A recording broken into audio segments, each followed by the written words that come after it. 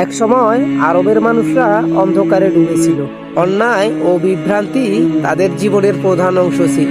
তবুও কিছু মানুষ যারা সত্যের সন্ধানে বেকুল হয়ে উঠেছিল, আল্লাহ তাআলা তাদের মধ্যে থেকে কিছু হৃদয় বেছে নিলেন যারা মানবতার জন্য আলো হয়ে উঠবে।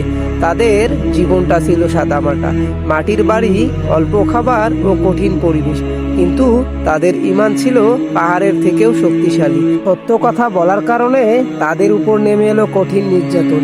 কেউ হারালো পরিবার, কেউ বা হারালো ঘর, কিন্তু তাতেও তাদের ঈমান ছিল অটল। কাফেররা জানতো তারা দুর্বল, কিন্তু তারা জানতো না সিজদায় তাদের সব থেকে শক্তিশালী করে গড়ে তুলি। মক্কা যখন তাদের জন্য আর নিরাপদ রইল না, তখন তারা হিজরত করলো।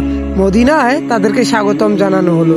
খুশি আর ভালোবাসা দিয়েই এভাবে নতুন এক আলোচনার সূচনা হলো। তারা মদিনায় গড়ে তুললো শান্তি আর ভ্রাতৃত্বের উপর এক প্রাতিষ্ঠানিক সমাজ, যেখানে ছোট বড় সকলেরই সমান অধিকার। অন্যায় বন্ধ করতে তারা যুদ্ধ করেছিল, তারা কখনো সীমা অতিক্রম করেনি।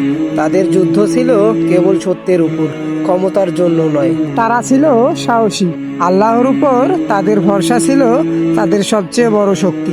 1000 বছর পেরিয়ে গেল, কিন্তু সেই মানুষের আনা আলো আজও মুছে যায়নি।